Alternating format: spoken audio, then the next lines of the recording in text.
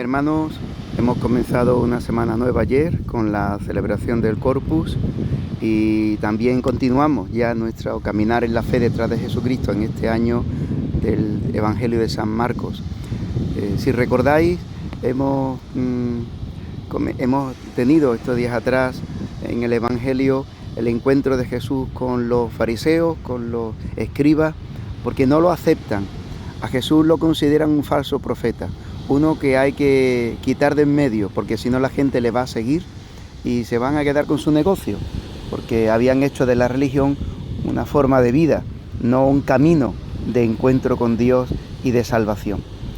Resulta que Jesús ha estado en Jerusalén, ha expulsado a los vendedores del templo, a los cambistas, las mesas las ha tirado por el suelo, etcétera. Ya sabéis cómo es ese pasaje. Y al día siguiente, esa misma tarde, vuelven de Jerusalén, del templo, a Betania, posiblemente a casa de Lázaro y de sus hermanas, donde eran muy conocidos y muy queridos. Era una familia muy amiga de Jesús y normalmente se sabe por tradición que él iba a descansar allí. Y eso está cerca, subiendo la cuesta del Monte de los Olivos, como unos 3 kilómetros, lo que se permite en un camino de sábado, como dice la Escritura.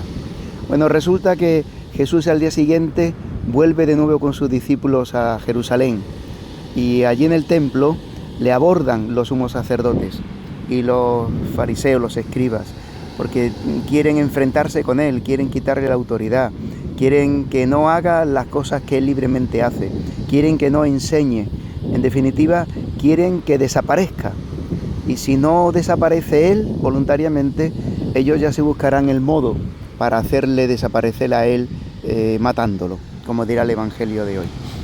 Bien, pues Jesús sabe que estos hermanos, porque no dejan de ser sus hermanos, su pueblo, es el pueblo elegido. Por eso les habla con parábolas, para que puedan entender, pero no entenderán. Para que viendo, como dice el profeta Isaías, y en otra parte del Evangelio, viendo no vean y oyendo no entiendan, no sea que se convierten y yo los cure, dice Dios. Bueno, pues en este Evangelio de hoy, este enfrentamiento que tienen los fariseos y sobre todo los sumos sacerdotes, los responsables de la religión de Israel, viene a poner de frente a nosotros, delante de nosotros, que Israel no es un pueblo más y Jesús quiere ayudarles a entenderlo. Ellos son el pueblo elegido, Dios ha hecho una elección. Por eso Jesús utiliza esta parábola de la viña. La viña es en Israel la pertenencia como pueblo que tienen de Dios. Dice la Escritura que la viña del Señor es la entera casa de Israel. Y Dios llama tantas veces a Israel, a su pueblo, viña del Señor. O sea que ahí hay una elección. Este primer punto es muy importante, porque Israel no es un pueblo que se ha elegido a sí mismo y que se ha buscado un Dios que se llama Yahvé, Dios Sebaot, de los cielos, el Altísimo, el Creador del universo, etc. No, es al revés. Israel ha sido un pueblo elegido, no era ni pueblo, era un grupo de tribus, era pues eso, como un cuerpo dislocado, no tenía cohesión, no eran ni pueblo. Y Dios hizo toda una historia de salvación, sacándolo de Egipto, formándolo como pueblo, enamorándose de ellos y haciendo una alianza esponsal. Él será su Dios y su esposo, y Israel será su pueblo y su esposa. Y este matrimonio espiritual, Israel lo ha hecho con Dios en el Sinaí, donde ha habido unas cláusulas de ese matrimonio, que son las tablas de la ley, todas las palabras dichas por Dios, de tal manera que Dios le ha dicho al pueblo: estas son las cláusulas de la alianza. Lo veíamos también ayer, en la primera lectura del Éxodo, del día del Corpus.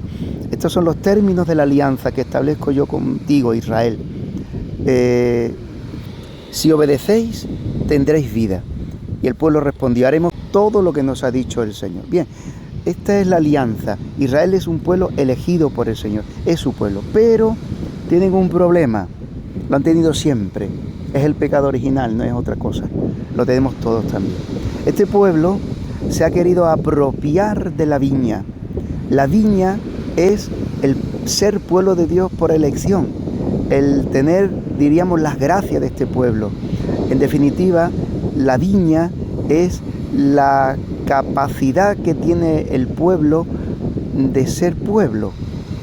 Entra dentro también de su libertad. Ellos han dicho amén a esta voluntad de Dios.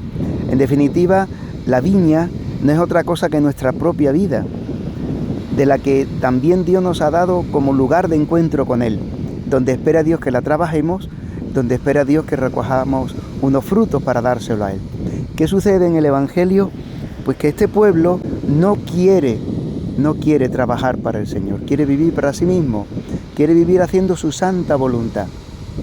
Y así no acepta ni respeta, ni permite que haya nadie en su vida que les diga lo que tiene que hacer, ni qué frutos tiene que dar, ni cuándo los tiene que dar, ni cuando vengan a percibirlos, dárselos, porque es el fruto de su trabajo, es su vida, es su libertad, es, en definitiva, hacer lo que le da la gana. Al final Jesús, cuando termina este encuentro con los fariseos, le pone un versículo del Salmo 118. Sabiendo los judíos, estos fariseos, los sumos sacerdotes, que lo decía por ellos, dice Jesús: ¿no habéis leído nunca en la Escritura la piedra que desecharon los arquitectos es ahora la piedra angular? Es el Señor quien lo ha hecho. Ha sido un milagro patente. Es el Señor el que ha puesto esta piedra angular. Para ellos Cristo es una piedra de tropiezo, porque le pone frente a un Dios revelado, lleno de misericordia. Ellos querían vivir, ellos entendían la fe, la relación con Dios en la justicia, en el cumplimiento, digamos, estricto de la ley, no en el corazón de la ley. Jesús tantas veces encontrará oposición con los sumos sacerdotes, con los fariseos, porque no entienden el corazón de la ley de Dios.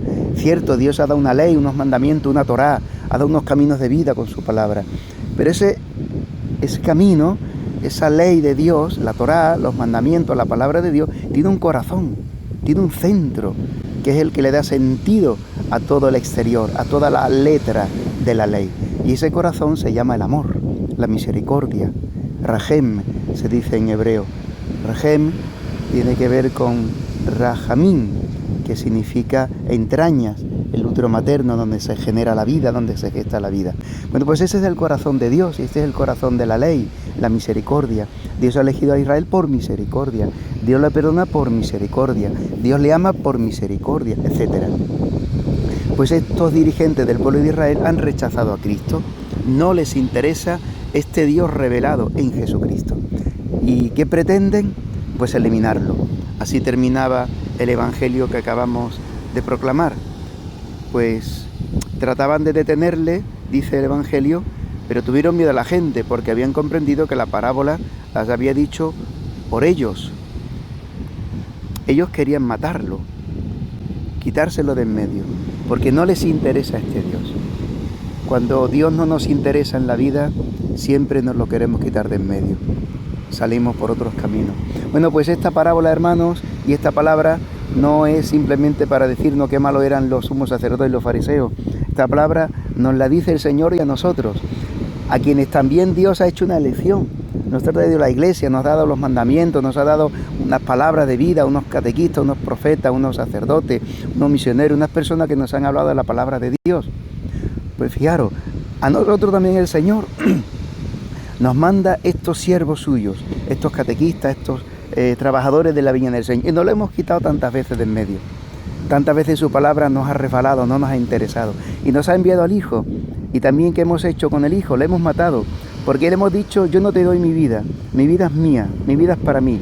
Yo haré con mi vida lo que me dé la gana, con mi tiempo, con mi cuerpo, con mi sexualidad, con mi dinero, con mis diversiones, haré lo que me dé la gana. La viña es mía, yo quiero ser el dueño de la viña, no tú.